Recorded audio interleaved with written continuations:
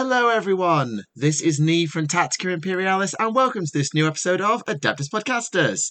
And yes, I'm doing the intro because Remlays is sadly unavailable. I don't know what he's done to annoy Nurgle, but I made this joke to him earlier. It's like Braun Strowman and Roman Reigns. He's just not finished with him. It never seems to end. So Remlays has been waylaid by Nurgle, and I have been waylaid by Time.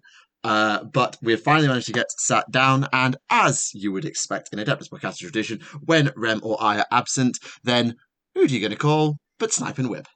Hi. Hello. We're here because we love hanging out with our buds. Absolutely. Even though you haven't invited me on the Misanthropod in 9 years. Yeah, well, we also haven't done Misanthropod for a while, and then we did, and then now we haven't again. So that's fully on us being garbage gremlin people. So. To be fair, I think we only ever had like 4 or 5 guests on in total, and you were one of them. So that's point. pretty exclusive. Yeah. Yeah. Right, fair point. Yeah, you've made your point. That makes sense. But yes, it is always a pleasure. It feels like, especially with the infamy of the Lost episode, the last time Wib and I sat down to do this. I can't believe that happened. I'm still steaming about it. It's a few episodes ago now, but if you want to go find the episode where Snipe and Wib take over Podcastus entirely, you will get the context on that. But given that was too long ago already, I think it is best we look more at the present, or, well, the far future, considering what this show is about, because it's actually been a week where 40k got some things to do. Yes. Actually, it got a hell of a lot of things to do. So, guest choice, where would you like to start? I'm trying to think exactly what we've had since the last time you. Well, would you like? Okay, I'll narrow your choices down. I think I don't keep up with the news very well because I'm a fake fan and I'm only pretending to be in 40k, obviously. But yeah, you're too busy writing AOS. Yeah, exactly right. It's a full-time job. I'm going to be honest. I like the new Corsair, the red Corsairs. That looks really cool. I think we should talk about them. Yeah, we can do that. I mean, the Red Corsair minis go back a bit. We've talked about those a fair bit at other points, like the Reeve Captain and the Raiders, but we did get to see their rules this week. So it's definitely interesting because obviously we've seen the rules for Huron and his little entourage already. But as these are new units for Chaos Space Marines, it's obviously important to know are these going to be useful in Chaos Space Marines? Are people going to actually want to run them? So what they've done is they've actually decided to make Red Corsairs all about objectives. They don't have a faction, like a detachment of their own, to say. You can use the Merciless Raiders one, I would guess, if you want to be on theme. But their whole thing is about grabbing objectives. So the Red Corsair Raiders are standard Space Marines, 3 wounds. Actually, no, so not that standard Space Marines, but the 3rd wound.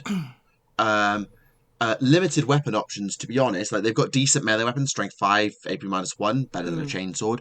But they have the ability to gain objective control when they wipe out a unit. So the whole point is you run them in, charge, kill a unit, take an objective, and suddenly you become objective control 3. And, well, if you're trying to take an objective of someone who's OC3, that's going to take some doing, especially with, power armor and 3 wounds to start. That's pretty chunky. Yeah. Interesting. And you can also obviously attach the Huron unit to these guys. Their Apothecary, Gary and the Corpse Master also gives them the option for healing as well. So it is a really, really useful unit. And their Rave Captain really leans into both of those things. Because it gets +1 strength and -1 AP on the charge, which takes it to strength 6 AP -3 with 12 attacks between its 2 weapons. Woof. Oh, sorry. It only has one of those weapons. Sorry, that's a lie. It's either 6 damage 2 attacks or 7 damage 1 attacks. Take your pick. With sustained hits. And then In addition, it can also reroll charges into objective markers. So the whole thing, again, it links together of you want a Reeve Captain unit to charge into an objective, do a ton of damage, take the objective, and then lock it down. So I can certainly see a world, we don't know the points at this point, we certainly can see a world where they're useful for Chaos players. Certainly I can, anyway. I do like that they're not just... It's not Berserkers just, these are more Chaos Space Marines, they're not just... an aesthetic change. They're a separate thing, so that's cool. Agreed. Although massive prop, because I saw the models revealed and I was like, oh no, they're gorgeous. Yeah, sounds about right. Yeah. I did have the slight problem of that. I had been wanting to sort of as more of just a artistic exercise of design a renegade Space Marine chapter, who weren't fully chaos or anything, just they were mostly just renegades, and the idea I had in my head is nearly perfectly what these new minis were, and I'm like, oh, that's dangerous. Oh no. Our poor wallet. I don't need another Space Marine army. Jesus Christ.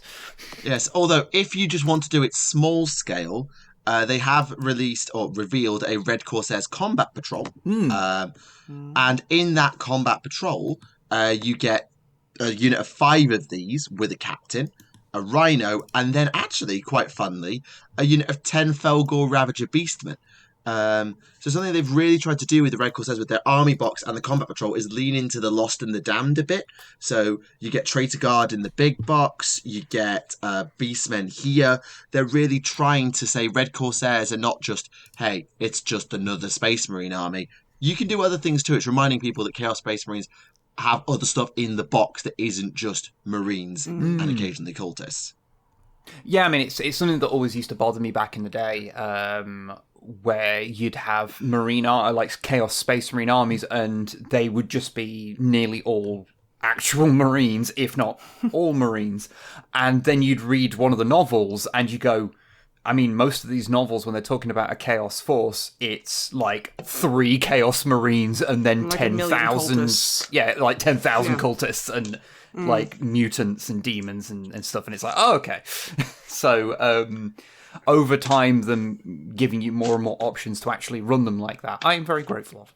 Yeah, I mean, they've been in the Codex for a while. It's just people forget they exist because they were dropped for Kill Team. And if they're dropped for Kill Team, people forget they exist. Well, yeah.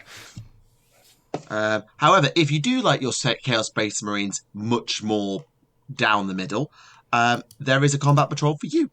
A Night Lord's Combat Patrol, which comes with the new Lord with Jump Pack. Still love that mini. A squad of Chosen, a squad of Legionaries, and a Rhino. It is the most basic combat patrol on the planet. Yeah. But it does come with a Night Lord's upgrade sprue, so it could be worse. Yeah, and also I like how there's one Space Marine there who looks like, at a distance, he has a Lego head on the spike on his power pack. I know. Yeah, it just looks like a Lego head to me, and that's... I can't see that. Yeah, it's supposed to be a cracked open Primaris helmet with the skull inside, but because they painted it yellow. Yeah. Oh, yeah. When you zoom in, you can see it, but if you just at a glance, it's a Lego head. It is, agreed. Good. Which is getting very old school, I like it. I do quite like, because as we're talking about the combat patrols now, there is the Kroot one, which that looks good. Is pretty fun. Because again, that's another one I remember. I remember there was a point in time when there wasn't that much Kroot stuff, and so people would create these incredibly elaborate proxies to run all Kroot armies that were viable. And I like how that's becoming more and more a thing you can just do.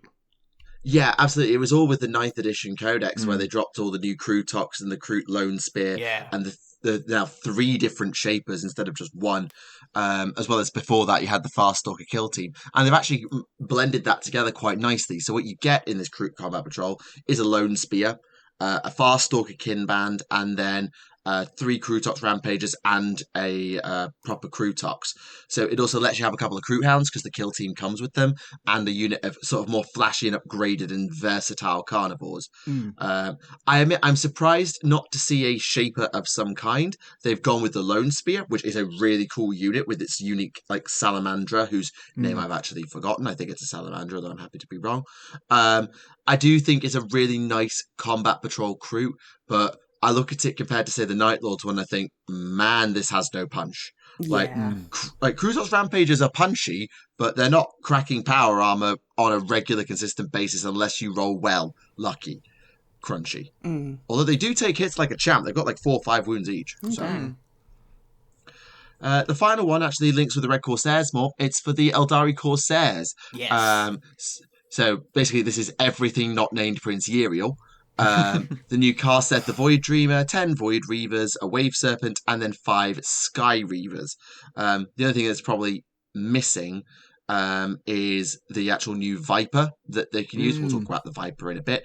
And you can actually turn these Corsairs into the Void Scarred kill team if you would like. They've got enough options that you could make the kill team out of them if you so preferred, which is a nice touch. It is. It feels a little like ridiculous in a combat patrol to have a Wave Serpent. In what way? I don't know. It just feels like a lot. I think it's the standard transport. It's like having a Devilfish or a Rhino, right? I don't know. It just feels a bit more upgunned. I think it might be because I like in my head, Wave Serpents are still like what they were a long time ago when they didn't have a model. I think it was Povo shaming Wibbo. I think I'm just being old. I think I'm just being old. There's that too. I mean, if you wanted to be, you can make it a Falcon. If you're not playing Combat Patrol, you can genuinely make it into a Falcon. Yeah. So then you can have the punch that way. Yeah. But no, I do really like the Corsairs models, not least because they bring back the winged guys, which are harken back to some art from the original Rogue Trader rulebook. And they finally, the wings are actually interesting because different artists and things have interpreted them differently. Some interpret them as wings, and in the Wrath and Glory rulebook, they often interpret them as flags. Interesting. And so these have gone a bit more traditional Eldar stylings with them. So it's interesting because there's the old Forge World Corsair models as well, which took a slightly different tack with them. So that's cool. Yeah, and it is a nice hybrid, I think, between Swooping Hawks and Scourges. Yeah, absolutely. It treads the line nicely. Admittedly, the new minis don't stop. While we're on the Viper, which is now not the oldest model because it's new, they've actually added something quite cool to it. I think it's easy to show you in. I think we can put a GIF in the video. We are aware of the GIF. Don't worry. I've been obsessing about it. It's so cute. Yes, the turret spins. It spins, y'all. Yeah. Oh. The glow up for the Viper is ridiculous. I don't even dislike the old Viper. It's just very old. But it's held up, considering its age. I mean, to be honest, the same is true of the Falcon Grav Tank. Like, that's similar sort of time period that came out, and that's still kicking, and it looks fine. The only part where it looks old is the pilot, really. Well, that and the sprue, when you look at it, you can tell it's an old sprue. Just go, wow, there's so much space on this thing. But how the new one's turret spins, and whether you have it pointed forward or pointed backwards and slip down, how the flowing lines of the main fuselage blend into the turret, either way, is like a really nice piece of design. And I'm just so nice. Cool. Oh, yeah, absolutely. They've done a fantastic job with it, giving it more gun options. And I think it's nice for players who maybe play Eldar and Corsairs or want to try both, that because you can sort of put it both ways, and it'll be legal either way. I think it lets you nice that game to game. Although, admittedly, if you're being a meta snake, then spinning the turret backwards will always be optimal because it reduces the profile and makes it lower to the ground, so harder to see. But we're not meta snakes. No, and that is a very tedious way to exist. Oh, yeah. Can't argue with that. Cannot argue with that. Yeah. But the minis don't stop coming. It is insane. They don't genuinely. Stop coming, and they don't stop coming. I was going to make that joke. Sorry. Let it be known for the record that Neve was going to say it first, and I telepathically stole it from her. I'm sorry. It's absolutely fine. Do you want to go big or do you want to go small? Big. Right, Wib, you're free to rant. Okay, so I don't know if this video will be out by the time you hear this, but we are currently working on a video about Imperial Knights. And we're mad about it. And, like, as the voiceover has just been recorded, they decided to announce a new type of Imperial Knight, thus meaning I had to rewrite part of the video. Which is incredibly annoying, and they did it on purpose, obviously. They did the telepathic thought crime. We've always said James Workshop is culpable for that, just like I just did to Neve there. Yeah. But we have a new type of knight called the Knight Destroyer? I was going to go with Destria. Because it sounds... You're both wrong. It's Destroyer. I mean, considering it's a Imperial Knight with a fucking jetpack. Yeah. Wow. I love how extra the knights are. I mean, I say jetpack. It's got rocket boosters with counterweights on the back of its legs so it doesn't fall over. It's pretty cool. So it rushes forward with its Thundershock Spear and Reaper Chainsword, whichever option you choose to run, as well as having... what is it? Chastiser Gatling cannons. I'm not making this up. I know. Although I really like the what's it called? The Power Lance, because Thundershock Spear is basically a punch dagger. Yes. Yeah, absolutely. And that's really nice because the last time we saw a punch dagger on an Imperial vehicle was the old Librarian Dreadnought, which had like a force punch dagger. Yeah. Which I thought was really, really cool. It's nice to see that back. I always wanted a Librarian Dread, but my army, Space Wolves, I couldn't take one, so I was like, sod it, because, Space Wolves. Well, no, you don't have Librarians, do you? Well, no, we have Wolf Priests, and they're completely different. Shut up. I always get them confused. Ugh, whatever. I never had them either. I would just have Dreadnoughts and Fenrisian Wolves. Boom. Yeah, your army got ridiculous at the end. Perfect army. Until Games Workshop went, no, 3 per unit. No, 3 unit. And I'm like, oh no. So I will say, sorry. I was just going to say, this new knight, I was talking to some friends yesterday about it, actually, and I think what's really interesting about it is... So the original... I say original, because obviously the Questoris came out quite a bit before the others, but... Like, the 3 main types of knight, like the 3 sizes classes, as it were. Questoris, Dominus, and... Yeah. Dadius. That's the last one. Deluxe Voyager and leader class, obviously. Collector's edition. But they come in those kind of 3 sizes, and I thought, like, aesthetically those look very consistent. There's obviously like the Forge World stuff and the stuff that's like primarily Horus Heresy based stuff, which kind of have their own kind of aesthetic thing going on. But those like 3 have a very consistent aesthetic, and though this one very much matches that aesthetic, there's like subtle tells that it's like designed in a slightly different era, just slight softer edges on things that just it definitely feels sleeker. Yeah, and I don't think it's not a bad thing. It's not a critique, but it's just I look at it and I go, I think it would slightly bother me having certain of the old knights standing next to it, but I don't know if that's just because it's new. It reminds me of the Cerastus Knights in some way with those curves, but also it plays into the lore of these things designed to go ultra fast, to rush into combat. Yeah. So it makes sense thematically for them to have that sleeker, circular, edgy design.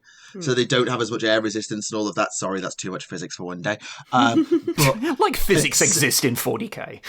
They do until they don't. So point. It makes sense from a lore perspective, but I can see it certainly compared to the blockiness of a Questoris or a Dominus, why it would look a little dry. But then, as I say, it reminds me a lot of the Cerastus. So I certainly see where you're coming from. Although one of the people did point out, and I didn't notice this, the thigh plates on it really look like a Warhound's thigh plates rather than a Knight's thigh plates. Oh, yeah. In that they're long and rectangular as opposed to fat. Yes. Are you armature shaming? I don't know if that's an armature. I think that's actually an armature. No. I'm getting confused. Not with armature and armature, but kind of like just parts of a bipedal robot. Basically, are you thigh shaming? Is what I'm asking. There we go. Leg shaming. Yeah, I'm sick, so my brain is really. Well, if I were doing that, then you apologize. can make the argument going the other way that clearly this thing skipped leg day because it was too busy doing rocket boosts. Yeah, so I mean, I would love to get on a leg press with rocket boosts. Oh my god, I would literally scare everyone else out of the gym. It would be amazing. I could have the whole thing to myself. I do think it is really weird how they make a big point about it having the rocket boosters on the back, and you go, "Oh, that's cool. Are you going to give us a clear shot of those?" No. There's like the shot from the side. You can make them out at like the kind of base of its back. You can see them, but they're like just kind of lost in the mix of like gubbins. And it's like, you could have showed us like a close-up shot of those, considering they are fairly important to the theme that it's going for. You gotta tickle their balls a little. You gotta leave them wanting more. But no, they are cool. I like its little flag. It evokes an older aesthetic of Warhammer in general that I'm pleased to see return. How did I not notice the flag? Oh my god. I'm brain dead, I think. Oh no. It's quite cute. It should be like a little ponytail. Yes. Admittedly, whilst that is certainly the biggest unit coming for the Imperium, it's not the only one, because this is setting up the third part of this whole campaign series they're doing in the run-up to 11th edition. We've had 500 Worlds Titus. The Maelstrom, I think, is out about now. And the next one is centered on Agrippina, one of the Forge Worlds. We've already seen most of the Iron Warriors stuff with the Mutilators and Kravik Morn, and there's more in a minute. Don't worry, we'll get there. Before you start typing, have a bit of a breath. We'll be there in a minute, darling. Don't worry. Yes. But the Mechanicus, although this very feels like the Mechanicum, has dropped a new named character, making their now grand total of 2 in the army. Oh, nice. So this is Thulia Gould, Archmagos Terminus of Mars, Dope. of the Ordo Reductor. Cool. She sounds very charming, very reasonable. She basically goes, right, the machine god, it says, Belisarius Call wastes time and resources in diplomacy and experimentation when they could be blowing heretics to pieces instead. In turn, Call accuses her of seeing no value in knowledge if it can't be applied to blowing up heretics, and in fairness, they're right. So, it doesn't say anywhere what her actual weapons are called, I don't believe, although I could easily be missing it.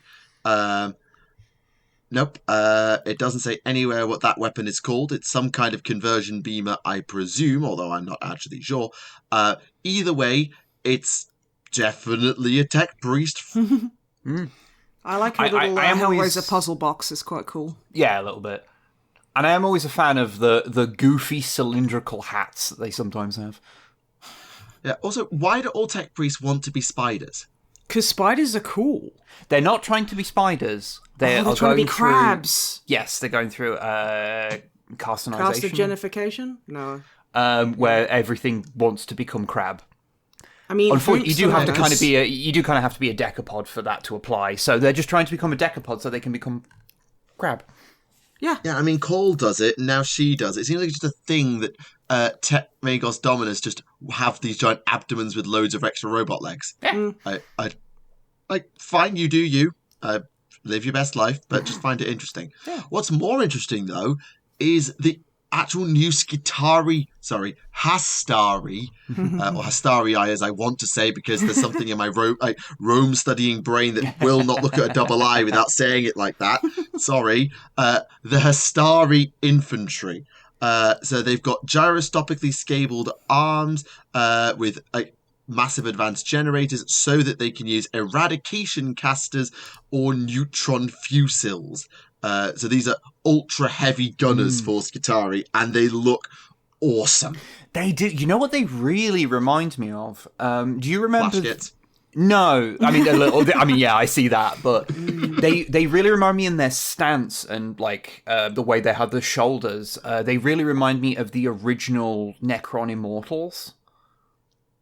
Ooh, that's a deep cut. Yeah, the old metal ones that I believe came out for about 45 minutes in 3rd edition before they released the actual what we think of as modern Necrons. Well, I say modern Necrons, the ones that had the clear plastic rods in them. Yeah, but yeah, they're not even modern Necrons anymore. They don't have the clear plastic rods. But yeah, those ones that are quite rare to get hold of now because again they came out for a couple of years and that was it. But yeah, they had a very similar stance to them, and it's like as soon as I saw them, I was like, why do they look familiar? And yeah, I just figured it out while I was looking at them. But they're big and chunky. There's a I theme appreciate army for you. Yeah, I don't know why heavy infantry gun units seem obsessed with giving their unit champions a tiny pistol and a sword. Like Chaos Space Marine Havocs do it, and Flash Kits at least have the sense that everyone carries a giant whack-off gun. Like, why do they not let unit champions have a sword in the back pocket and the giant whack-off gun? Well, I know the answer because they won't be able to use the sword and the gun at the same time. But just be Tau. You can use your guns in melee now. We'll get there later. But anyway, we'll get there. I was just going to say, this is a side point, but I've been looking into the old game from the 90s, Warzone, which is a spin-off of Mutant Chronicles recently. And oh god, you said Warzone and just some PTSD about bloody COD triggered there. Oh no, don't worry. I will not talk about Call of Duty unless I'm at gunpoint, so don't worry. I will. But that game, it really made me realize how like endemic to 40k that is. Of like, oh yeah, there's a leader for a ranged squad, but they don't have a big ranged weapon because Warzone often does things like that. Like their leader characters, they're some of the ones that can carry the biggest weapons in the game. So you'll have like your leader of your army carrying a gun the size of Bournemouth because, well, he can carry it. And it was like, it's interesting. It really made me realize, oh yeah, like even on armies that it doesn't necessarily make a huge amount of sense, the like leader characters within 40k are very frequently more based around like close combat, even when it wouldn't really make sense. And it sort of really made me go, huh. Yes, admittedly, I don't think a close combat weapon is going to save it from the last of the units for this 3rd book that they seem to have revealed, because okay, I'm going to do a hot take now. Okay. And this is a very, very hot take. Ready. I genuinely think that the new Defiler doesn't actually look that much better than the old one. I'm going to say it's certainly a Defiler, I guess. But no, I don't think it is. Yeah, I don't really feel much about it. I mean, it's not a Defiler. It looks more like it's a completely new machine. Yeah. I mean, I think the problem is that the original Defiler, which I've never I know a lot of people really hate the old Defiler miniature. Defi's awesome.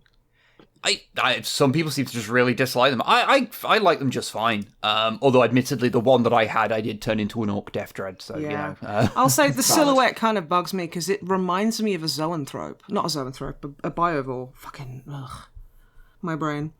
It just feels like okay, yeah, I kind of see what you mean. You see what I mean? It looks like a biovore, and I'm kind of like, I think. I quite like this also, new one, but I think the waist is cinched, and I'm jealous. Very nice.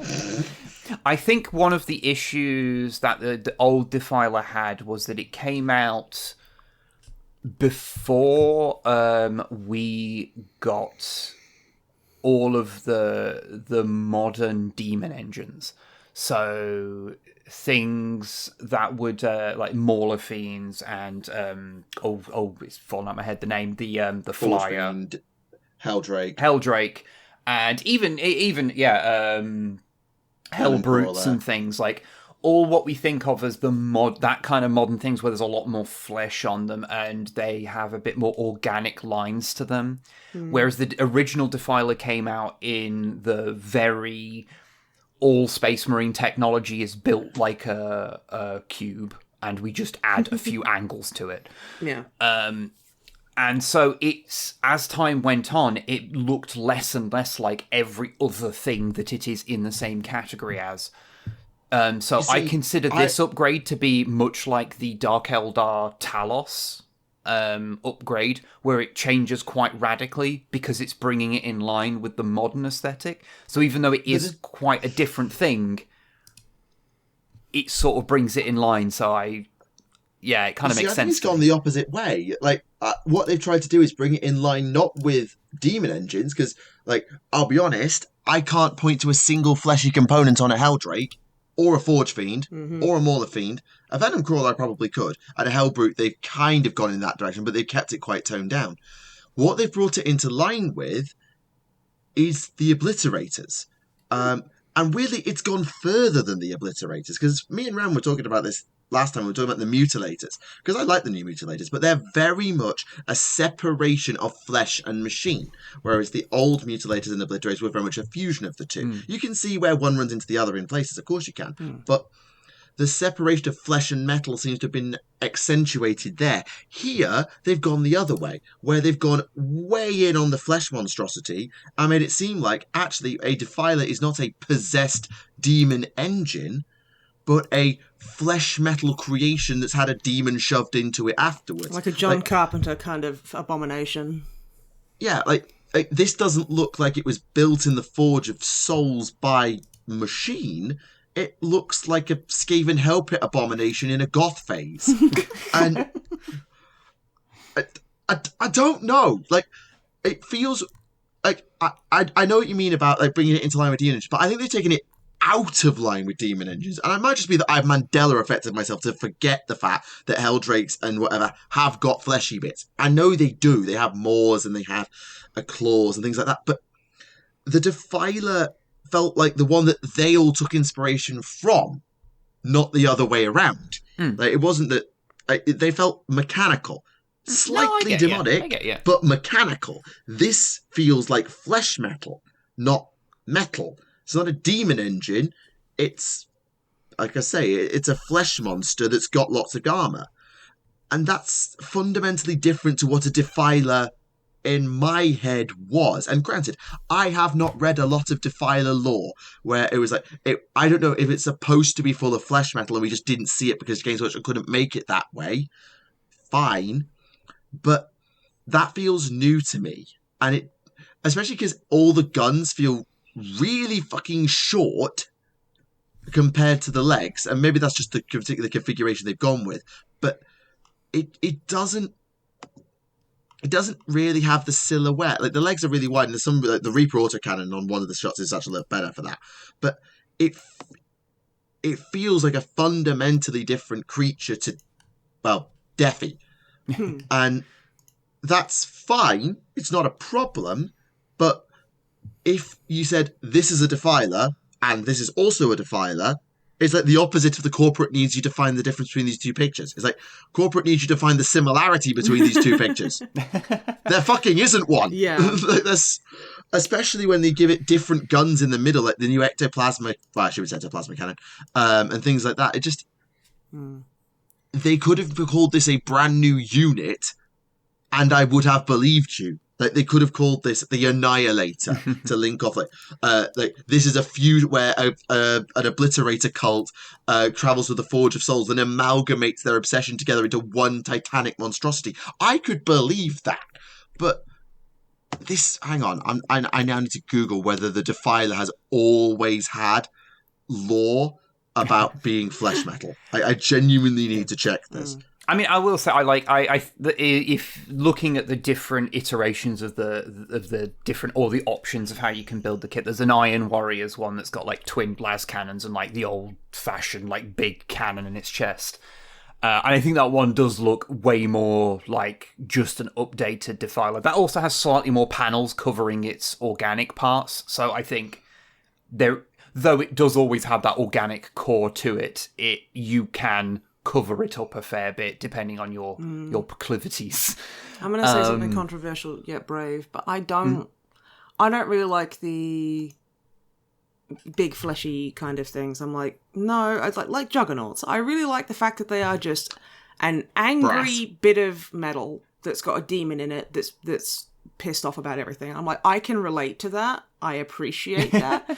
When, like, because you see it's got a cornate head, it's got a Cian head, etc., etc. And I'm like, this doesn't feel cornate.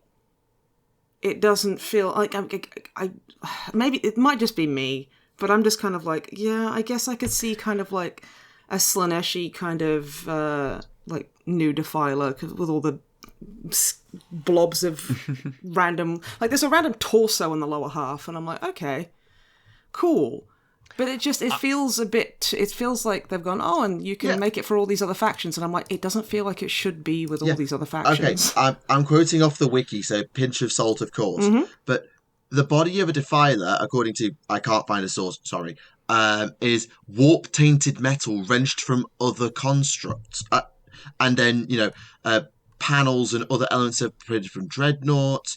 But there's nowhere, like, the only mention of the word flesh is basically a soul from to summon a demon requires a sacrifice of flesh.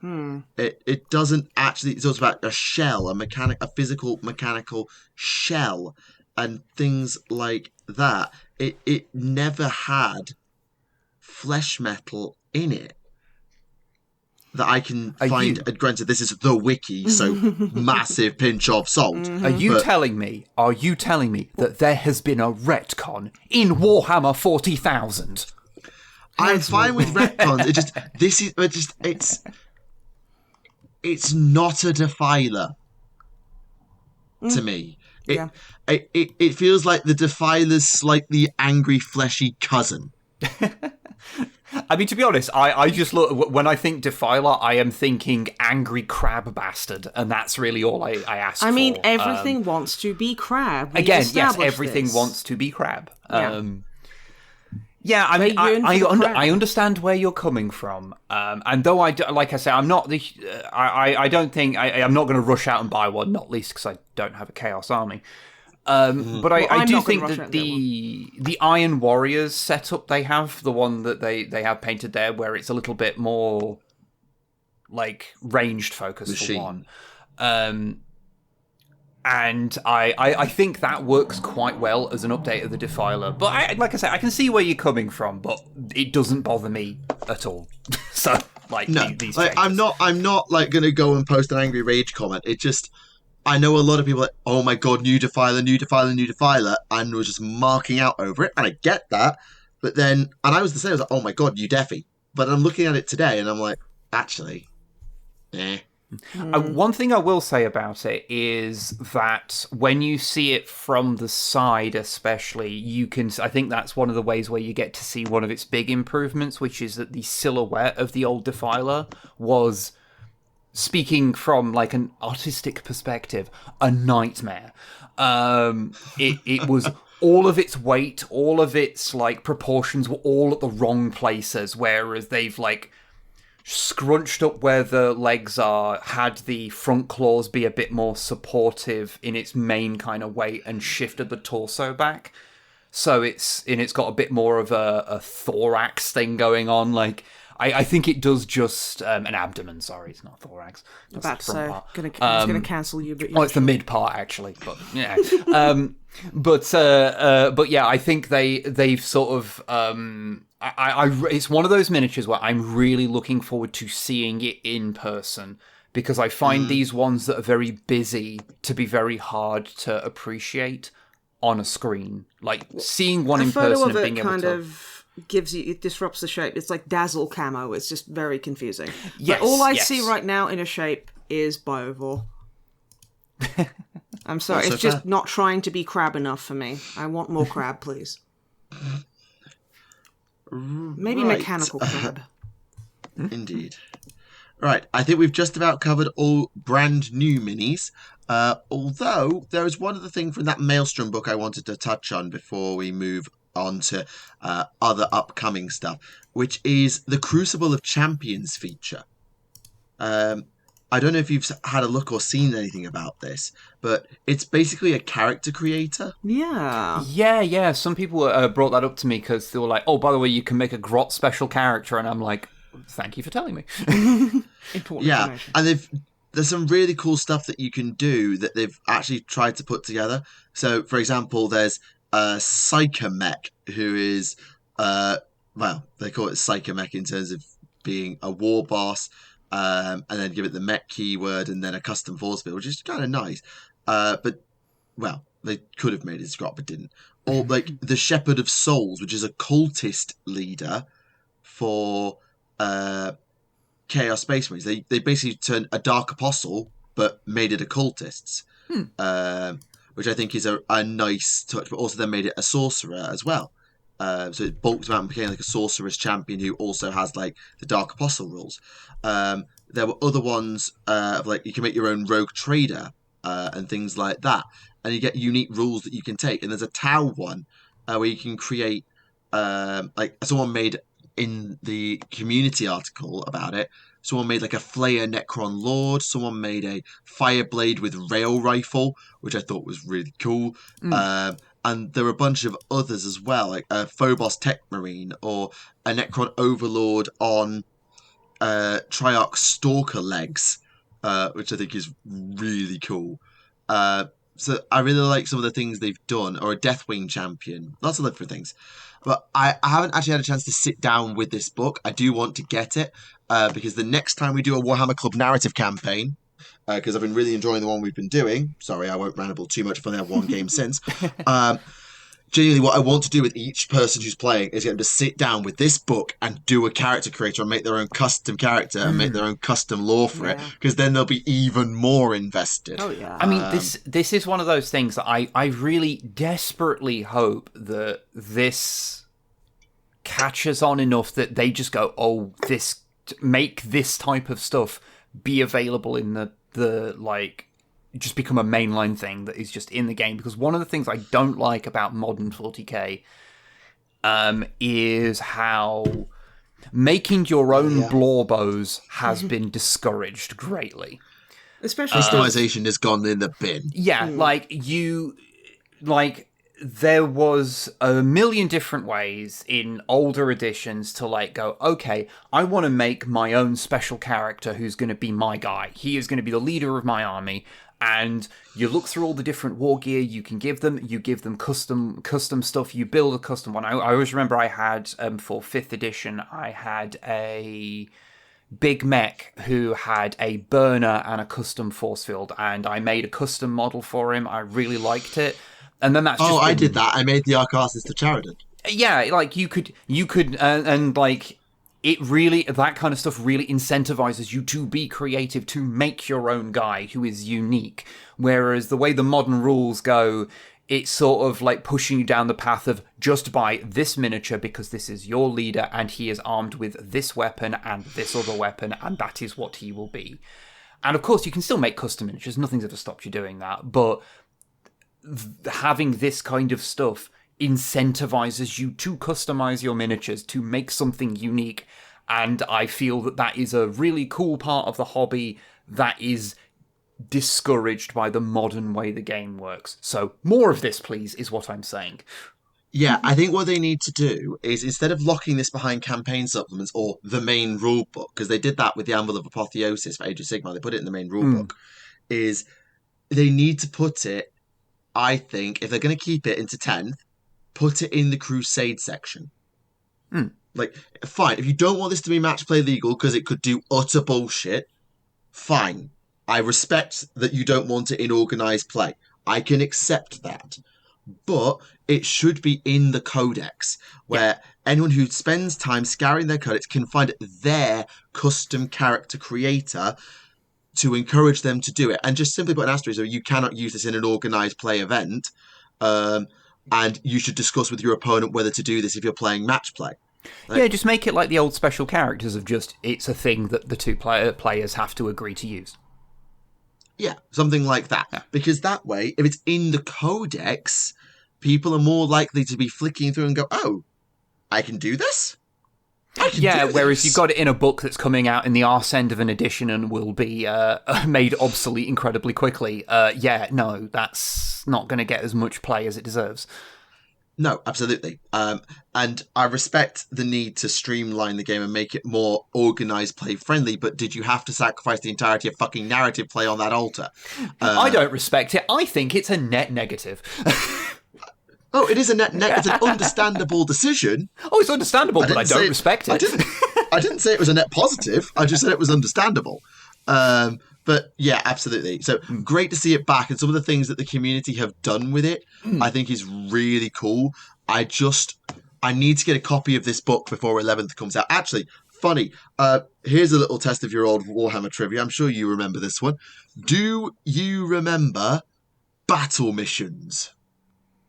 The whole book from the supplement, 5th edition, I want to say 5th. Yeah. Yep, 5th. Yes, I have that book because I found it. Someone was selling one secondhand on bloody Vinted for like £8, and it was like core memory unlocked. I never owned it, but I always wanted to. Same with Planet Strike and Planetary Empires. I've always wanted to own those books. I tried to buy Planetary Empires tiles for this narrative campaign we're doing, and they were like going for £100 a set. So I had to buy some Mighty Empires tiles instead. Yeah. But Jesus Christ. So yeah, I found it. I was like, oh my god, battle missions. I forgot you fucking existed. I need to get a hold of this so I can come up with more custom scenarios. That's definitely one of those books where I've like looked at it and I've been like, I'd like to make a video on this, but I also like, how on earth do I talk about just, here is a bunch of different missions? Like, Okay, what you should do then is make a 40k supplements video where you do Cities of Death, Apocalypse, Planet Strike, PE, and battle missions, and there might be another one I've forgotten. Like all of the old supplements all at once. I couldn't do Apocalypse in that because, oh my god, those books are massive. Okay, you know what I mean though? Like a supplement special. You just do like 10 minutes on each one, and then it doesn't feel so difficult. Yeah. Because there is definitely like, there's those slightly odd ones. Like we did one recently that's kind of almost fits into that category. Is like Escalation, which was the early 6th edition. Like, oh my god, I'd forgotten that even fucking existed because 6th edition was so dog shit. Oh yeah, because it was only around for like 2 years. And Spearhead. Do you remember Spearhead? The tank battles. There's all sorts of just weird little ones they did. There's Death from Above, which was again a 6th edition one, which was basically a compilation. Just shit Planet Strike. It was a compilation of all of the flyers from like the White Dwarf articles that had been coming out. Oh god, no, I've completely forgotten about that one. Yeah, there's all sorts of just oddities like that are just that are often released as kind of a band-aid, like for there's this thing that we want in the game and we kind of it should have been in the codexes, but it came out, but we had these rules too late to do it. So extra little book. Yeah, there's a lot of PDF those. you print off the day after you get your brand new fucking codex. I'm not bitter. Shut up. You're still bitter about it. I think that was the 8th or 9th. Was that the 8th or 9th edition Space Wolf Codex? Where the 8th edition one where the sagas they changed them like instantly. So that you do realise the 8th edition was 9 years ago. Don't say that. Yeah. No, I mean, yes, literally. But fucking like battle missions was like 2009. Yeah, it was 5th edition. It was 2009, 2010. Absolutely. Yeah, I'll say 15 years old. But I think I've mentioned this before, but we started looking at old Hammer stuff on our channel when 8th edition came out. Don't. And the unofficial rule for Codex Compliant is that anything we talk about needs to be at least a decade old. We very soon will be able to talk about the edition That is what started us talking about old Warhammer. I don't. I mean, to be fair, at the time you made that video, Old Hammer was 5th edition. It was 4th edition backwards. A year later, it was 5th edition backwards. It just shows you how quickly things have accelerated that we're now going into fucking 11th edition because they've just stuck to this 3-year bloody release cycle. I hate Stop it. Isn't it funny how we all talk about like 6th edition being like a flash in the pan? It was barely here. It was still around for 2 years, and 3 years is just the standard now. So it's not actually that short. It is the shortest edition, but it's not that short compared to a modern edition. No, I mean, 5th edition was only 4 years, but they were my 4 years growing up with 40k. So that's all I knew for 4 or 5 years. And therefore, it felt like it went on forever. 4th edition was only 4 years. But 4 years feels like a long time. Like, I think the context for me is like the Warhammer Club kids. It's like, a kid cousin in year 7, that's 12 years old for those not British, 11, 12 years old. And by the time they leave school at 16, they've only played 1 fucking edition. Because they're all tourists. And I have to reteach them the rules halfway fucking through.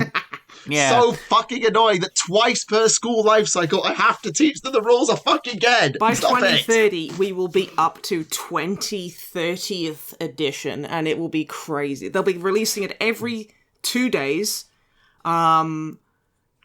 Yeah, you know that bit from Pacific Rim of like we're going to get like a double event soon. The logic eventually means that multiple editions are going to come out at the same time. Like 15th edition is going to be a pre-order bonus of 14th edition. Well, to be fair, they've been vocally anti-AI, which, massive props for that. So yeah. I don't think it'll get that bad. But oof, how bad would it be if they were like, we got an AI to write a codex. Now defilers are actually, I don't know. They're not crabs anymore, and then 40k will fall apart because becoming crab is what everything is based on. So Can we talk about Tau so that I feel better? Okay, yes. Talk about Tau. So they dropped the rules for that twin lance group. The two with the massive, the new Farsights, as the Empire wants them to be, as the new Farsights. They're hilarious. They can use their guns in melee. Yes, which is the most Tau thing, and I am very here for it. I actually think that's very cool. I would hate to fight them, but I always hate fighting Tau because they're just better than me. And I am not clever enough to deal with that. I really like the way they are. Obviously, this is a very superficial thing because it's just the way they're painted. But I really like their asymmetrical paint scheme, which obviously lines up with asymmetrical armor as well. But I'm sorry. This is vaguely related, but just thinking about how we're all extremely geriatric. Fire Warrior, the video game that came out to basically low-key pump up that was 2003. It was 2003, yes, because it came out on the PlayStation 2. I need my Werther's fucking original, and I need to have a goddamn nap. I'm so old. Oh my god. Oh god. Yeah, I do like them because they remind the new shoot babies. They look like gummy sharks, and I want to eat them. They're coloured like gummy sharks. Oh, you mean the ones that got like the white bit on the bottom of them? And then they have the white foam tummy. Okay, and it's fish. It's fish. This is deliberate. What did James Workshop mean by this? I'm sorry, I'm starving. I've got a pack of gummies on my desk and I can't open them because it would make so much noise. And I'm just thinking about gummies. God. How this works. So they've got Scout, they've got Deep Strike, they're move 10, 2 up armor, 8 wounds, toughness 6, 4 up invuln, shield generator, nice and tanky. 18-inch range gun, they've got a slightly overcracked melter cannon that's 2 shots, strength 10, melter 2, standard melter. The other one's got an ion cannon that's slightly better than a normal ion cannon because it's got 4 shots, it's damage 2 base, you can overcharge it. It's got rapid fire 2, so it can have 6 shots at short range, which is kind of hilarious. They've got a little burst launcher, little rockets that can fire up little burst weapons, like a blast weapon type thing, D6 shots. They got breaches for drones, which I think is great fun, that their strength 6 are like drones have got shotguns, even though they only hit on 5s. And then they decided to give them pistols. Yeah, battlesuits can pistol whip you now. But they don't pistol whip you. What they do instead, which is even more fun, is they literally just carry the pistol behind their shield and just shoot you with it when you get into melee. So it's a pulse. It's like a cracked pulse blaster, 2 shots, strength 6, AP 1, damage 2. But then in melee, it's got the same stat line. It's got 4 attacks, so you just like. What was that noise? But because you're in melee, you only hit on 3s instead of 2s, but you still get the same thing. So this means that Tau actually have they basically got power balls, like strength 6, AP 1, damage 2. And if that wasn't enough, they'll also snap fire their actual gun at you as well. So they've got a 4+ to hit with their normal gun attack as well. So they actually have effectively a power fist, single shot, but effectively a power fist. Which is great. I missed my donkey punch. I wanted it back. So this will do in a pinch. In addition, against the nearest enemy unit gets sustained hits 1 and ignores cover, which is fucking terrifying because sustained hits on a melter cannon is awful and ignores cover is great fun for just to say, oh, I still hit you on 2s, fuck you. Also, fuck your stealth. And also, they can just jump out of combat whenever they fucking like. At the end of the fight phase, they just get to jump out 6 inches. So even if you somehow charge them, which, you have to pass a battle shock test and are at -1 to charge if you try, they just then jump back 6 inches and keep fucking shooting. It is hilarious. The only downside is they can't actually join units. They are a unit in and of themselves. So you can't drop them in a crisis team and just go absolutely nuts. But they have as many wounds as a crisis team between them. 8 times 2 is 16, so it's plenty. So I've wanted to know what these guys could do ever since they revealed them. And I am so happy. I just think I need to basically say, right, you're Bright Sword, you're somebody else. I don't actually know who you're going to be because it's an ion gun, not a flamer. So I was going to say Torch Star because of the flames on the base, but it's ion, not... Who's got an ion cannon? Nobody. Like, Arachon has a cyclic ion blaster, just the closest one, I guess. But, okay, I can't just proxy this as one of the 8 and call it a day. I'm going to need to think about this, but definitely this is new Brightsword. So I have big because I think they're very cool, but I also like the broken ritual knife on the thigh. There's lore for that. Yeah, I was wondering about that because I don't know much about Tau lore. But I think is that a ritual knife? Yes, it is. So that's the bonding knife ritual. Yeah. So a team will take a bonding knife ritual to show that closeness. It can also be used in a sort of romantic marital sense, although Tau don't really do romance, but you get the idea. Love cannot bloom in a battlefield. Fuck off. Not with Tau anyway. Not with Tau anyway. But the point about this is that they were actually just standard battlesuit pilots in a team of 3. And they were just Chasse-Oui, or Chasse-Freux maybe.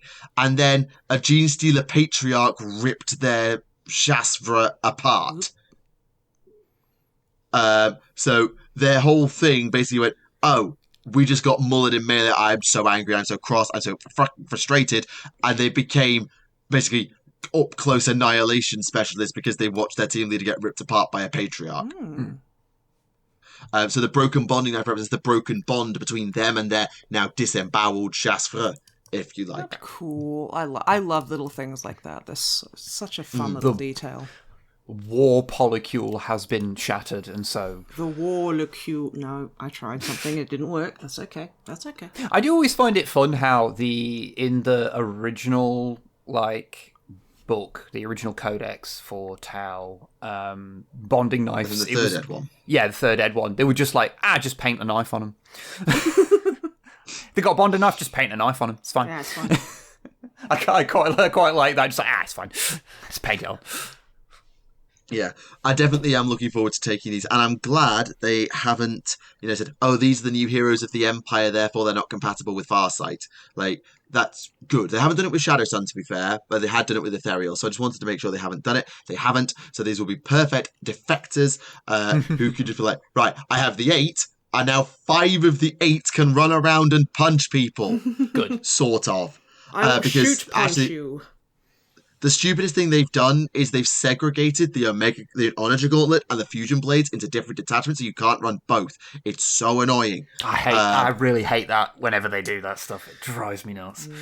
Yeah, so I've made the 8 as a custom list. It's about 850 points, and I've literally used 4 different detachments just to get the Pure Tenenbaum Euro chip for one, the Thermoneutronic Projector for another, the Fusion Blades for another, the Onager Gauntlet for another. I've literally just said, I don't care about fucking detachments. This is the 8. Fuck off. And I've made them anyway, and these guys will slot in perfectly into that, bring it nice to a nice round 1,000 and a bit. Also, they have big guns never tire, so they can actually shoot while in close combat. Just thought you ought to know. Have fun. I will not.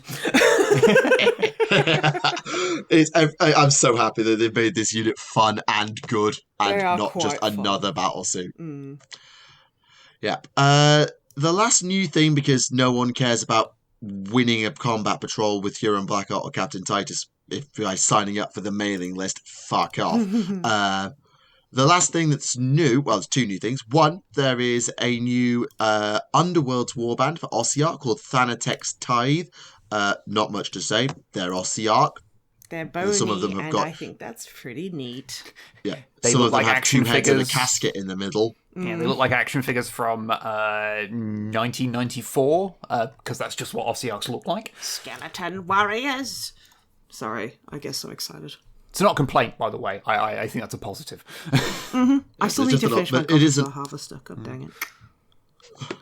Yes, with the new Ossiarchs book coming out as well. But the actual, I think, most interesting new stuff is new books. Because new Gazcool book. Oh, nice. I didn't see that. So this is called Warlord of Warlords. This new Gazcool novel, and it follows a new Blood Axe war boss called Slitter the Stabber. Oh, he's cosplaying as his boyfriend. That's really cute. And it's basically, it follows this guy of Gazcool wants to fight the Black Templars.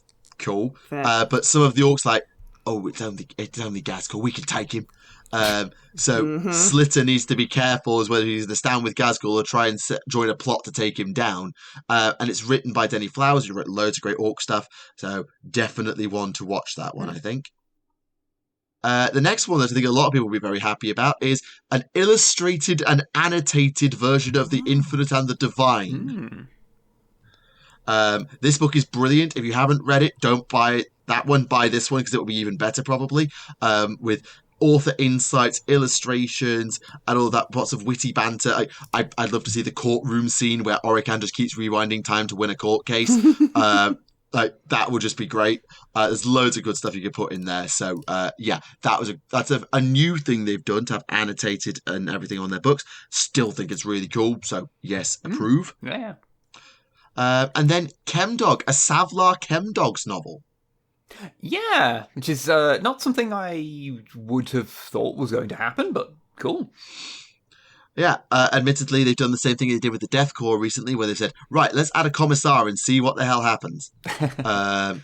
So this is from Callum Davis, which is a first full length for him, although he has written a Savlar short following this character called Commissar Hasp before. And the idea is this is a kill team. They're going to go through heavy terrain. Obviously, you've got penal legionaries, not exactly nice people. The Commissar thinks they're little more than mongrels, which is a great start. So it's going to be fun. And then they dropped a Grombrindal anthology. Oh, okay. Well, I'm whoever's into that stuff, I'm sure they'll be very pleased. I mean, it's nice that Grombrindal actually gets a novel, although it's not a novel; it's an anthology of shorts from White Dwarf, but still interesting. Yeah. I always forget that that he has actually got lore because in my head it's just it's my bias of of engaging with a lot of Warhammer stuff, mostly with old things, is it's like, oh yeah, it's just the White Dwarf. It's just what the magazine's named after, and he's sort of, his lore is all sort of semi-jokey because like my sort of main connections to him are from the very old stuff where it's all kind of tongue-in-cheek and you know. And so the fact that there's a bit more to him now is sort of, well, I say now, it has been for a while, but you know, it always kind of takes me like aback a little bit. I'm like, oh yeah. Yeah, it's obviously, people obviously are used to Gotrek being the guy who gets all the books and everything, and I get why. So yeah, it's just interesting. Yeah. And that's the news. There's a lot of it. Oof. Oh god, we broke an hour on just the news. Yeah, Jesus, I mean, like you said at the beginning, there was quite a bit, so... Yeah. And then we went on a Defiler rant, which I wasn't expecting to do at the top of the hour, but there we go. To be fair, I think it needed to be ranted about, because, obviously... Yeah, I mean, we had a Knight rant, we had a Defiler rant, we had a Crab rave. It's in all sorts of directions. No. I will start dancing in my chair, and this is a very fucking creaky chair. You don't want me to start dancing. The marker drone has a crab toy, and it doesn't. It does walk from side to side, but it doesn't play crab rave. So if we can upgrade it, it's fine. I ain't got the skills. I can't even get a screwdriver in to change the bloody batteries. That's not the point. Right, this is normally the part where we talk about books or things like that, and I'm going to be completely honest, I have not had chance to even touch the Witchbringer novel that I said I was going to read next for the Astrum of the Time. I want to, I'm going to, but I'll get there eventually because I've been busy. As usual, you know, that's the joys of children. I appreciate you've mostly just been reading for Code Compliant and your other series and therefore don't really want to spoil anything, but is there anything in particular worth sharing? Not really, I'm afraid. Yeah, I ain't read shit. I mean, I haven't... Yeah.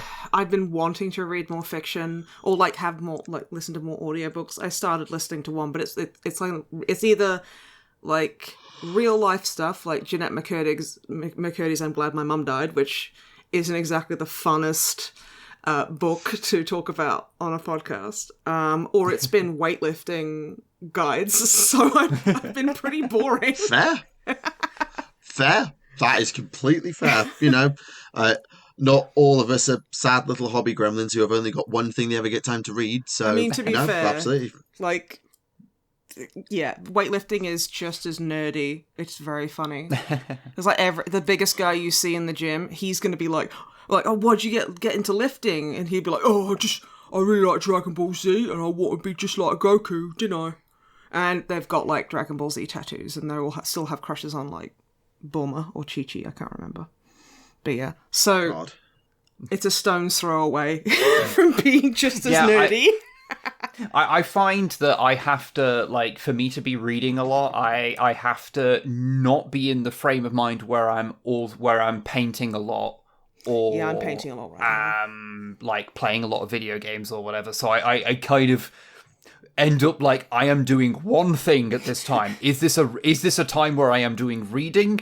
No. Okay, right. Am I doing painting? Yes, or whatever, you know. So I've been doing a lot of painting recently. So yeah, I've not. Yeah, I get that completely. Actually, like if I've got stuff on the hobby desk, I will not be picking up a book because I'll be doing that. Like I've got a stealth suit box that I got given as a gift from one of my departing students. Aww. And it's like, I really want to do something with this. But then they nerfed stealth suits to make them teams of 5 instead of 3, so now it's actually completely fucking illegal. So it's completely lost all motivation. What I have done, though, is I found, again, joys of second-hand suppliers. Someone was selling a set of Fire Warriors with custom... I'll pop it so you can see it, because I've ordered them. Some custom 3D printed... like jetpacks, which so that you can proxy them as Vespid. So you could create like fourth sphere style Vespid, where you can use Vespid without while still having Tau. So like I say, if the image will rotate, it won't. Oh well, I think it's really cool, and I genuinely I found so much stuff secondhand. Yeah. And things like that. Honestly, if you're comfortable never going to Warhammer World, then or to official stuff, genuinely, I was one of those people. I remember a few years ago when 3D printing was just getting started, being like, oh yeah, 3D printing won't really take off. Some people do it for like custom proxies and things like that, but it won't really take off.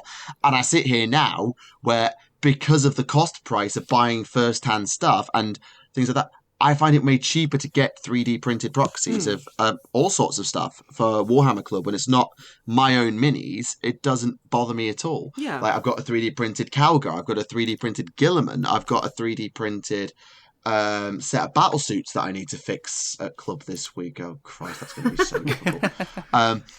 Oh, that's a separate rant. And I'm not doing it now.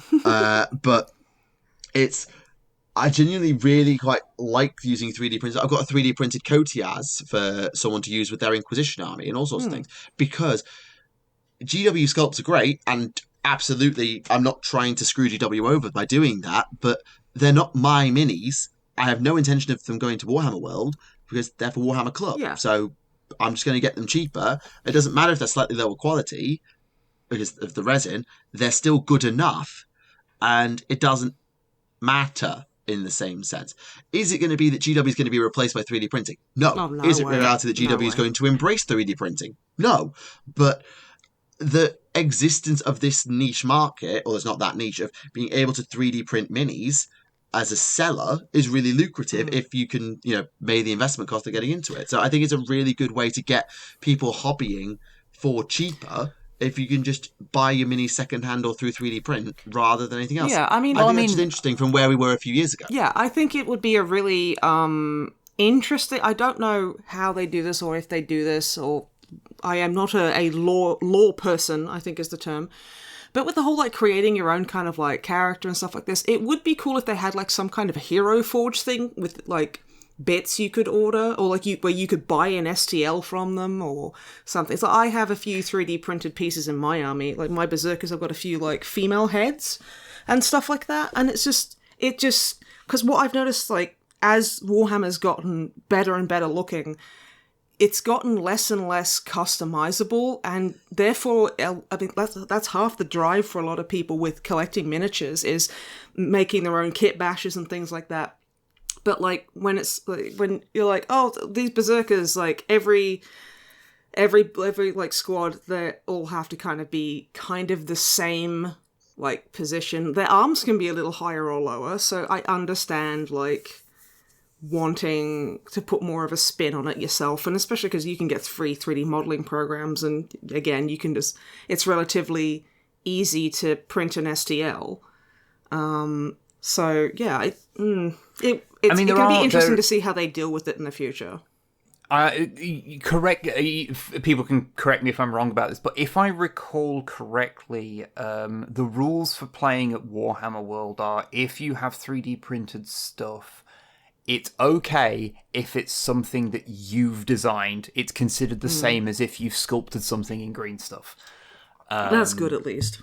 So if you've designed your own stuff, that's fine. I think it is an interesting, because obviously we got a 3D printer last year because we did a thing with a company that made 3D printers, and they were like, hey, do you want one to show how it works? And we're like, yes, please. And Gimme. And so we've been using it and sort of living with it for a while, and what the thing that really kind of came across to us was that they are very, very useful. They're very powerful. You can do a lot of things with them, and it opens up a lot of avenues for you because there's so much free stuff out there before you even pay for STLs. They can. There's so much you can do, but it is a massive faff It's use such a a pain resin in the 3D ass, printer. It's not that It's it's like- difficult, it's just it takes a long time to print. It's stinky. You have to be viciously militant with how you dispose of liquid resin because it is lethal. You need to make sure that you set it and harden it and dispose of it responsibly. You have to make sure that you cure it responsibly, or that you have models that are prepped not to have any valleys or like little holes in them where liquid resin can stay, which is a huge problem amongst a lot of other 3D printer owners who don't know. They just don't know that they have to like make sure that these things don't just like they don't ship them to your house full of liquid resin that can poison you horribly. No, we're not speaking from experience there or anything. Yeah, yes, I mean, no. just to be clear, use of like the 3D printed resin is fairly toxic, so you do have to be careful with it. You need to make sure it's cured correctly. Yeah. You know, I have no intent of actually doing it myself, but for a casual hobbyist or someone who doesn't care about G-dubs going to Warhammer World, but still wants to engage with it or get other people into the hobby, as a buyer, there is a really good market for it if you want slight variance in a sculpt, or you don't like how the new Kotias looks. Sorry, I said it. But, well, because it's bad, that's why. This is not a hot take. I'm aware this is not a hot take. But all of these things are really, really useful. And I think while it, of course, will never replace the design brains at GW who do the amazing things and can do things that, quite frankly, I think a 3D printer would just look at and go, how the did you that? Hello, Light of Eltharion. But I think there's a real good place for it. And I don't know if I would have said that when we started this show nearly 10 years ago. It is in a different place. And like some companies have embraced this stuff a bit more, like Mantic do offer I don't think it's not their entire range or anything, but many of their miniatures you can buy STLs of them if you want, which I think is an interesting way to go. GW will never go that way because their business model's different. They're also a lot bigger, so you know they're a lot bigger. But I think it is interesting how some people do just print absolutely everything and whatever, you know, it's just proxying. It's just another form of it. That's been done for as long as wargaming has existed, you know. It's going to be a thing. They'll never stop it. And if you're not in one of their stores, because it makes sense that in their stores they don't want you doing that. They exist to sell miniatures. They don't want you using other people's miniatures. That makes sense. Yes. But like, if you're not playing at a GW store, then who cares? And it's offered a way for people to do interesting sculpts without needing to learn how to cast in resin, because like producing miniatures is a lot of different skill sets. Oh yeah. That you have to all bring together at once to make one item. Whereas at least with 3D printing, it's you learn how to sculpt, and then you can make something. I mean, I've made things in the computer to print in the real space. world. Very rudimentary stuff. Don't get me wrong, because I'm no good at 3D modeling, but it is oddly accessible to get into that, and I think that's a really cool thing. And it also allows you to do certain things like. The other day, I made from bits and pieces I had lying around, like a tech marina. I had a Rogue Trader torso from the biker one, and I was never going to make a tech marine biker. So I used that torso, gave him some RTB01 legs, and I was like, oh, I don't have any Rogue Trader era backpacks left. Oh, here's someone who's made a lookalike. Right, so I've got this thing made from parts that range from, I think, 1987 to I printed them this week, you know. And it's, to me, it's just another tool. It's another thing in the toolbox to make custom miniatures, and I think that's cool. But also there are some people that you know do sort of treat it like it's a magic solution to everything, and that the miniatures are just inherently better. And like, I don't know about that. I think there are some things 3D printed miniatures can do that like cast plastic can't. and vice versa. Yeah. All I'll say is that the cast plastic ones don't break quite as often as the resin ones. Right, fair. Yeah, I think it's very interesting, obviously, as I've just got this bit of, oh, this looks cool, I'm going to buy this because it's cheaper. Your experience is actually doing it yourselves, even if it's rudimentarily, is definitely an insight that I hadn't had, because I've looked at a 3D printer and gone, that's a number bigger than 100, fuck off. Yes. But I thought, well, if I did, would I want to? And I'm like, I could make something really, really cool. I can make my own version of the 8, and then I go, that would be far too overcomplicated. And then you tell me about toxic resin. I'm like, nope, that's not going in. That's not even the same postcode as the drones. Sorry. Nope. It's the thing is, just to be clear, because I don't want to. It's not like the liquid resin that kills you instantly. It's just no, a lot of people, and it's not super common, but it is something that I think a lot of people who do, because you can just make SDLs, or there's places you can like you could buy an SDL and then produce it within certain licenses and whatever, who do that, but then they don't realize that there's like a weird like hole or in it or something like that, and then they can send them out a little bit under cured, and it's like, it's just a little bugbear of ours. It's one of those things where so when the resin that is used for 3D printing, though there's some that are much more awkward to dispose of than others. Like, it is all stuff you don't want getting into the water supply. It is a nasty chemicals, and you have to do things like the microfiber cloths that you're cleaning your tray with. Those you have to leave in like the sun for a while so that the liquid resin on them cures, so that they are then fine to dispose of. There's just a whole process going through it, and once you've done it a handful of times, like I've done it quite a few times now, so it's whatever, but it is a whole process, and if you're not willing to spend many hours doing this stuff, then it's not going to be for you. It's a faff to do. Yeah. But if you're fine with that, and you will have access to a lot of cheap or free miniatures that you can print off and paint, and sometimes they might be stuff you can use for Warhammer, but often it's just for other games or just generic minis. To ask the last question that's on my mind, obviously you're saying free miniatures, but how much would you have to print, particularly because you have to buy more resin as you go, to get your money back in terms of what you've saved in buying actual kits? Well, that would depend. So basically, the resin, it depends on the size of the miniatures you're doing.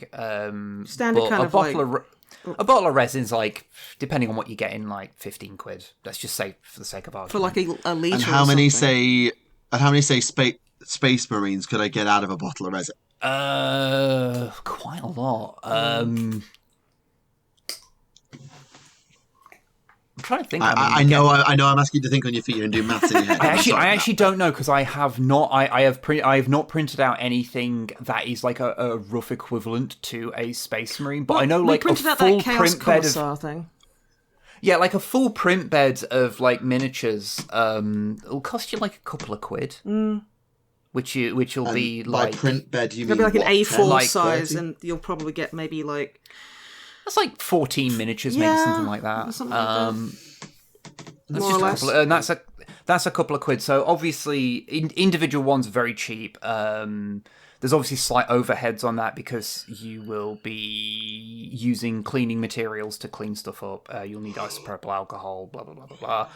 And the cloths and stuff that have to be disposed of. There's all this stuff does add up, but it's not much. It's still less. But the big thing is just the printer itself, because you can easily spend several £100. If you are printing a lot of stuff, you will eventually get your money's worth out of it. But I think the big thing to think about a 3D printer is that it is a hobby unto itself.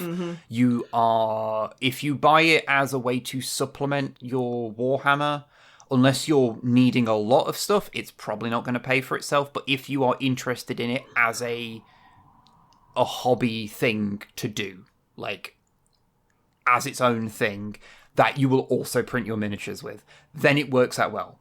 Or alternately, just become a YouTuber and you'll eventually get an email asking you if you want one. Yeah. That'll also work. Yeah. We are very lucky, yeah. But yeah, it is. Yeah, I mean, I don't know. I hadn't really planned to talk about it, so I'm not really, trying to. You haven't prepared a statement, so. Scattered thoughts together, but yeah, it's. Yes, apologies for putting you on the spot. No, it's fine. It's very it's unless you're really certain it's something you want to do, and you're gonna either you are going to do stuff with it that's going to offset its price. If you're going to print stuff out and sell stuff on Etsy, then go for it. Yeah, sure. Oh yeah. If you're doing just make sure you're queuing right. You'll be fine. Yeah, and make sure you're not breaching anyone's copyright. Yes, we do not. Because you will get yelled at. I mean, I don't care what you do. I don't care about corporations, but you will get yelled at and you will get your stuff taken down off the platforms you're doing it from. So, it'll be a waste of your time. Yes. But yeah, there's big, though you can obviously pay for STLs, and that obviously brings down how cheap everything is. Like, there's a lot of people out there who you'll buy a squad of something and it'll be like 15 quid for the STLs, which feels like a lot because you're buying files, but in reality it's not, because once you've bought the files, you can print off infinite numbers of that squad. Like I bought an STL for a lookalike rogue trader thing the other day, and it was like 79p. So it's like, and I can print out hundreds of these if I want. So it's ultimately depends how much you want to do with it. Yeah, that makes sense. For if you're just going to print out like guardsman heads, absolutely not going to be worth your time to do. Just buy them from someone who's got a printer. But if you are going to be printing out entire armies, because your club allows that sort of thing, or if you play other games where that's more conventional, like games that are mini agnostic, and then it's completely fine. Then you might end up in the long term making it being a sensible decision. But it's obviously a big one, and it's a faff to work with. So, yeah. This is not financial advice. This is not financial advice. Never take advice from me on basically anything, because we have established... play Warhammer. We're obviously not very good at finances, so... Yeah. I built an entire army of miniatures from the 80s. I am not a sensible person. My army before that was a Grot Rebellion army. I don't make sensible decisions around the armies that I build. Fair. Right, should we do some questions? Sure. Okay, so, since 11th edition is coming up, this is quite a apropos question. What would be your choice for an edition release starter set? You don't have to stick to Space Marines. Good. I know they will. GW will. Yeah. But actually, let's do a double question. What do you predict the 11th edition starter set to be, and what would you like the 11th edition starter set to be? I predict it's going to be Ultramarines with maybe Captain Titus doing stuff to I don't know, versus. It's so hard because they've done so many already, and they're like, obviously they're going to be leaning into Space Marine marketing because that's what's going to be snagging a lot of people. Let's just go Orcs. It has been a while since it's been a while. Yeah, was a Black Reach. Black Reach, which I got because I'm 100,000 years old, apparently. First box I ever bought. So you know what I think might be a fun one, because we've not done it before, which is to have, because if I just assume it's Space Marines versus something, it always is. It always is. It always is. Space Marines versus Tau, I think, would be fun. I don't know why, but my brain goes that. Black Templars versus Tau. You know what? Actually, you know what we have never had? What?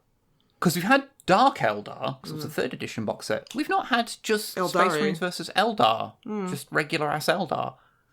That could be a fun one. Hell, you could even make some of the, some nice simplified of the Corsairs. That could be a fun one. Yeah, I think it will, obviously be Ultramarines. I think Tau is an interesting one because of the 500 Worlds expansion. But I think we're more likely that we're going to get Dark Angels this time because They brought Lion back. They may as well do fucking something with him. Well, yeah, he's just sitting there looking like Charles Dance anyway. So So I think it's going to be Dark Angels, and the problem is they've got to wrap up the Tyranid problem of 10th and make the Tyranids lose some fucking how. So I'm going to go, because it's been a few. I really, really hope that they do something with the other Chaos factions that aren't Death Guard. Me and Rem had a conversation about how there's so much fucking Nurgle at the minute. Yeah. I think that would be nice. Like, maybe Emperor's Children to give people a bit of an in route into Emperor's Children, but there's not enough really units. But that would expand the Emperor's Children roster if you do it that way, give them a couple of extra unit options. So I'd like it to be something to do with like armies that don't have a lot of units to choose from. So I think Emperor's Children would be a great adversary for Dark Angels or Black Templars. That would be cool. But what I'd really like, and this is what the actual questioner suggests, is to let the Guard have a go. And do Guard versus. And Guard versus Tau would be great. It would be way stacked in the Tau's favour, unless there's Demon Ross in there. But Guard versus Tau or Guard versus Orcs, it's a classic matchup. Help us run Armageddon back and do a Steel Legion release if that's what you want to do. I think the only problem is it depends on if you're treating them as a box set for people who are already into the game or as a jumping on point for new people. Because I think that's what it's supposed to be. Is jumping on point. Because that's what it's supposed to be. I do think there is a utility to having loyalist Marines always being one of the sides. Well, they're the face of the franchise, so that's the most recognisable. Well, not even that, although that is actually, that is a fair point. Just because as far as, like, if you're getting into it, Space Marines are easy to paint. Modern Guardsman miniatures, there is way too many things on them. I would to be a say nice, easy thing. I want something really random, like Sisters versus Tau. Just something really... Sisters would be cool. Because you've still got the Imperial force there. But then, or like you know what? Sisters versus Tyranids would be pretty cool. Because, flamer weapons and stuff like that. They've got a lot of, like, hordes. And it's like, that sounds like it would be quite fun. You see, now I'm thinking, like, if I could just make a box and I want to make something that would be weird to play with, I'm like, you could do something with, like, a knight's force that's made of just a few armigers and then have, like, a kind of more horde-based army versus them to have an absolutely, like, radically different style. But that wouldn't be good for a starter set, so they wouldn't do that. And that's the right choice not to do that. I remember playing... I wouldn't... Sorry. Oh, yeah, I remember playing with our friend Unity on our charity stream we did 100 years ago. I played an Imperial Knight, and we had a points match with Tyranid Ripper Swarms. And that game took 3 hours, and we just got so tired. We just called it. It was ridiculous. It was like, yeah, you know what? Like, Blue Sky box set, do that. 1 Imperial Knight, and then the points equivalent of Ripper Swarms. I do not care how much sense it doesn't make. I would not be entirely surprised if the next box set was a Loyalist Marines versus Chaos Marines. That would be okay. Surprised if that was... I don't know what kind of Chaos Marine it would be, but I wouldn't be shocked if that's what the next one would be. Also, 6 was like 2012, so it's basically 800 years. Dark Vengeance. It was technically 7th as well. Okay. It was, actually. Yeah. But then they also did Ultramarines versus Death Guard in 8th. And I honestly think they really need to make it clear in the last book of this thing. So they've still got the Votan character, the Tau character to release. I think there might be one other character. Oh, the Tyranid Prime with Lash Whip that needs to be released. So I think those minis obviously will be coming with certain books, but they need to find a way to wrap up the Tyranid threat one way or another. Either are we going to say that they've created a fire break that just holds the Tyranids, but they're now at large in Segmentum Solar? If so, fine. Or are we going to play off some Silent King stuff because the Necrons are still fucking there, and have the Necrons intervene because that's the whole thing with the Silent King. Stop the Tyranids, or are we going in another direction? Because we can't just introduce another bigger bad on top of, final apocalypse Tyranid invasion. We have to do something to at least wrap one thing up before the next crisis fucking hits. So, yeah, I don't know.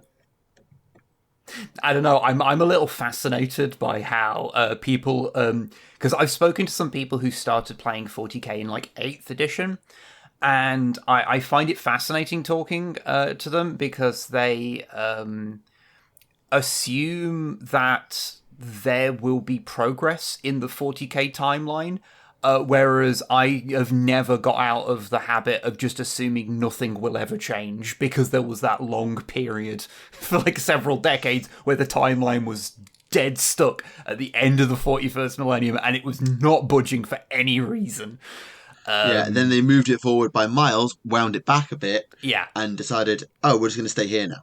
And they've kind of they've been filling things in, so stuff has actually been kind of progressing and moving in a way that it just didn't do for a long time.